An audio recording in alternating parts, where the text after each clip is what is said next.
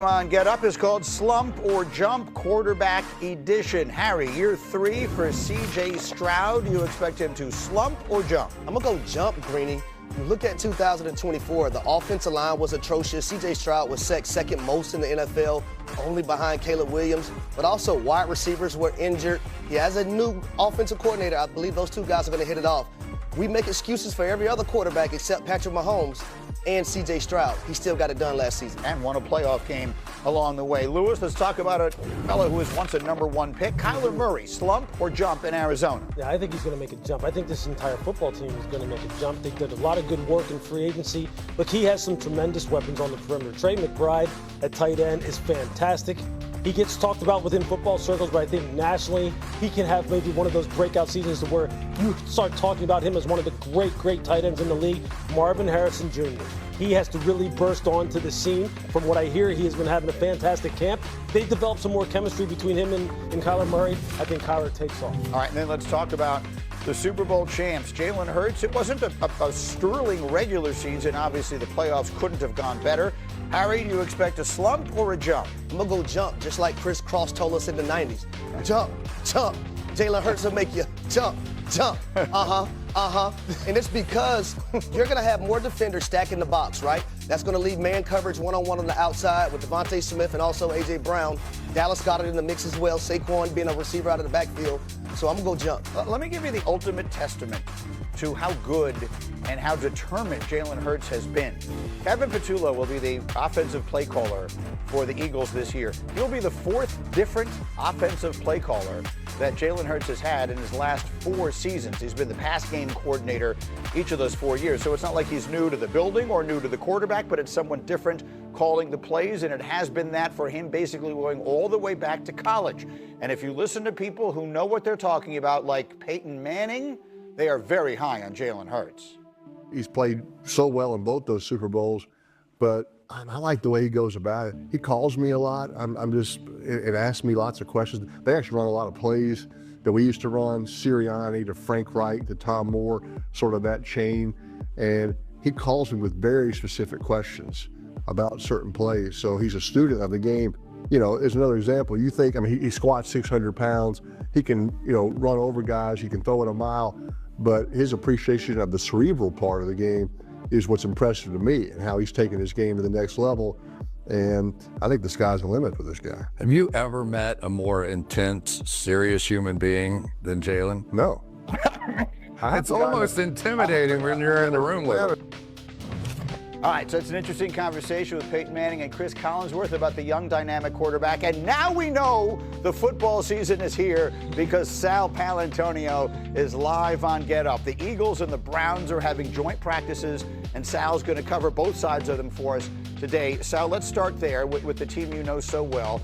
Jalen Hurts, we've talked about all the coaching turnover, obviously winning the Super Bowl MVP. How is he adjusting in year 1 with Kevin Patullo? Well, Kevin Patullo is, as you mentioned, the 4th play caller in Jalen Hurts' ear in 4 years. If you go back to 6 years, it's the 6th play caller in his ear in 6 years, Greeny, and he's always had to adjust. But let me rephrase the question for you. It's really up to Kevin Patullo to adjust to Jalen Hurts, the Super Bowl MVP. And as you heard Peyton Manning just talk about, the fact that operationally, when you see Jalen Hurts up at the line of scrimmage, his ability to check with me, change the play, get out of bad plays and into good ones, with Cam Jurgens and with his run coordinator, Jeff Stoutland, is amazing and was very evident during the Super Bowl. The 2 things that are evident in training camp is they want to be better in timing, going from huddle to the line of scrimmage. Not Chip Kelly fast, but faster and a little more consistency in the passing game. It's so interesting to me when I hear Peyton Manning say they're running similar plays. They certainly don't look the same, right? Like when Peyton Manning runs a play, he's not a threat to run with the football. There's so many things that Jalen Hurts obviously does that Peyton Manning didn't do, and yet here's Peyton saying a lot of the concepts are actually the same, and that's the stuff that Philadelphia is running. They've been doing it behind this magnificent offensive line for the last several years. Well, there's no more Mekhi Becton. We got Landon Dickerson hurt. Is there a concern there? Is there concern about the foundation of their team, which is the offensive line? Well, at right guard, Tyler Steen has moved in quite effectively during training camp. You never want to lose a guy like Landon Dickerson for any stretch of time. He is the highest paid guard in the NFL for a reason. Super tough, super smart, a great, great player. But when you look at last year, take a look at this graphic that we had prepared for Get Up.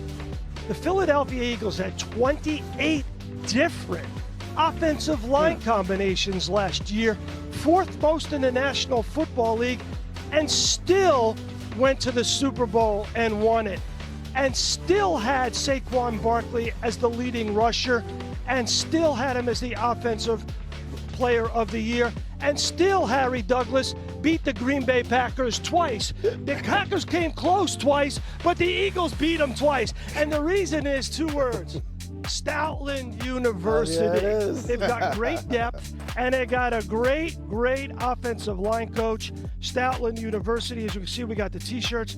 T-shirts, you can get them online for Eagles Autism Foundation. This one's for Peter Schrager, so we can wear it around Manhattan. I'm going to wear this one in South Philly. We got one for Peter and one for me. Steph Stoutland, the outstanding offensive line coach. Sal, stay with us. Stay in the conversation here, because that's a big piece of it. And Double XL, Sal. Thank you. Here, what is that? What is that? A night for you? Double XL. Okay, let's get serious here, because it's interesting. I don't even know what I meant by that. Here's what. My 90? I started saying nightgown, and then I realized that's exactly a what you ridiculous meant thing by to say. And so let me just let's try and pretend that moment didn't happen. Okay, here's the question I have. Brian Windhorst always says in the NBA, winning a championship means never having to say you're sorry. Yeah. And that's great. So they won the championship, and Jalen Hurts was the Super Bowl MVP, and he was brilliant in that game. So it makes it easy to completely forget that there were moments during last year where we were significantly questioning the ability of this offense to throw the ball. Are those days completely behind us? The A.J. Brown and all that stuff, is that all just over and done with now because of what they proved in January and February? Well, it is for the time being, right, until it rears its head again, until maybe there is some adversity that they hit as far as not being efficient, throwing the football, pushing the ball down the field. Then people will bring it up again. But I think in the grand scheme of things, it's not something that Philadelphia's sweating. I don't think it's something that they're worried about. If you look at Jalen's statistics, minus 20, 23, this is a guy who's been on the up and up in terms of passer rating, completion percentage, yards per attempt. 23 is when he had a bunch of interceptions. I think he had, upwards of, 15 plus. But then he cut him way down again. I don't think there's any concern about how he, to me, is developing as a passer of the football. And I think the reason why is because of what Peyton alluded to. The fact that he studies the game, not just from an offensive perspective, but what was Peyton the master at the most? It was about knowing what you were doing before you even did it defensively. Mm-hmm. Okay, being able to predetermine coverage rotations, really be able to see through disguises and all. And I think that is some of the stuff that will always be a work in progress with quarterbacks. It's going to be a work in progress with Jalen. He's going to have his stumbles. And the wide receivers, as we know, they want the rock all the time. They don't want any excuses. There's going to always be a little bit of friction. But this guy is on a nice, steady trajectory, just as he kind of really puts forth as a person.